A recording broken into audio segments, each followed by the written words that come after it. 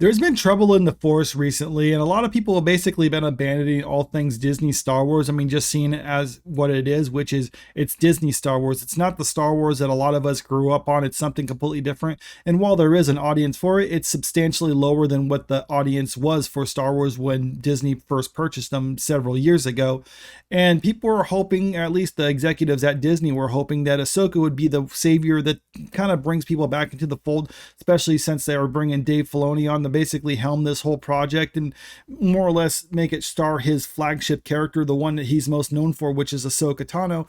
But how did this actually hold up? Because this is one of those things that Disney really needed to succeed moving forward, and because a lot of people were basically just losing faith in Star Wars and had a problem with what's been going on for quite a few years now. But now we finally got the numbers in for this, and if you actually look at the Samba TV ratings for it, it got only 1.2 million viewers within the first 6 days.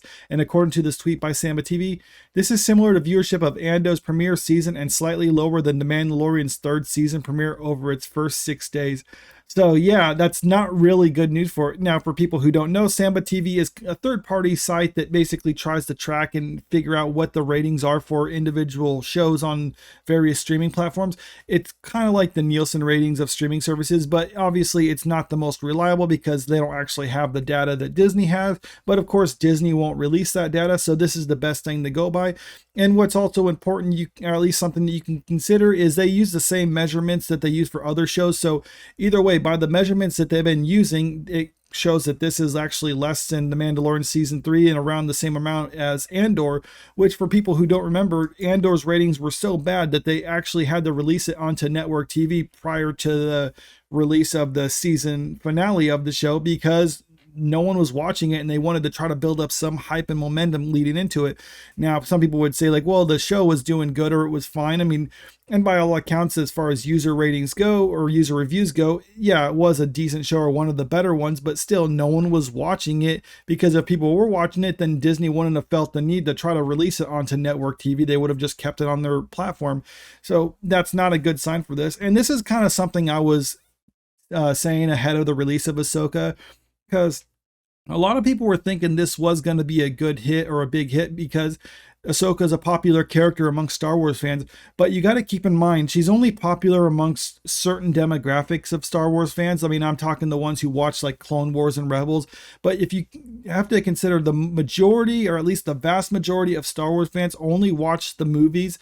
And we already had something to kind of go by, which was Obi-Wan. And Obi-Wan got 2.14 million according to Samba TV's measurements, so that did significantly better than Ahsoka. Let me go back. So a little less than double that. So I mean, yeah, I did quite a bit better. And you got to keep in mind, Obi-Wan is a Star Wars character that literally every Star Wars fan knows. It's not just the niche ones who watch the Clone Wars or Rebels. I mean, every Star Wars fan knows who Obi-Wan was, and this is what they got. So they're trying to get a character who is a little bit more obscure than Obi-Wan and hoping that it would do better with that. And I just thought that was a ridiculous idea. I didn't think that was going to happen. But how does the show actually fare with the audience or the people who watched it? And if you look at this article right here, it does kind of break down all the different Star Wars properties that Disney has. And it's basically just the middle of the road. I mean, and this is ranked number 5 if you're just going by the critic scores. If you go by the audience scores, Ahsoka would actually rank number 6 in this list. So it's literally just a mid-level show. And from what I watched of it, I mean, I watched the first couple episodes and that's how I felt. I mean, it wasn't anything spectacular. There was actually a lot of stuff I didn't like with it. Some stuff I thought was okay, but for the most part, yeah, it was just a mid show.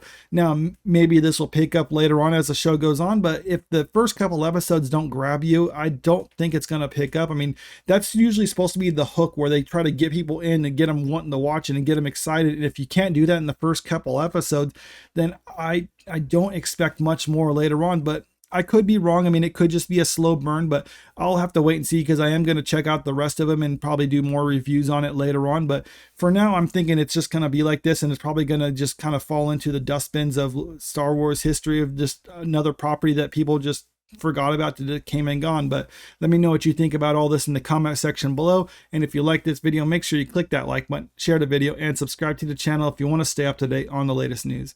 Thank you.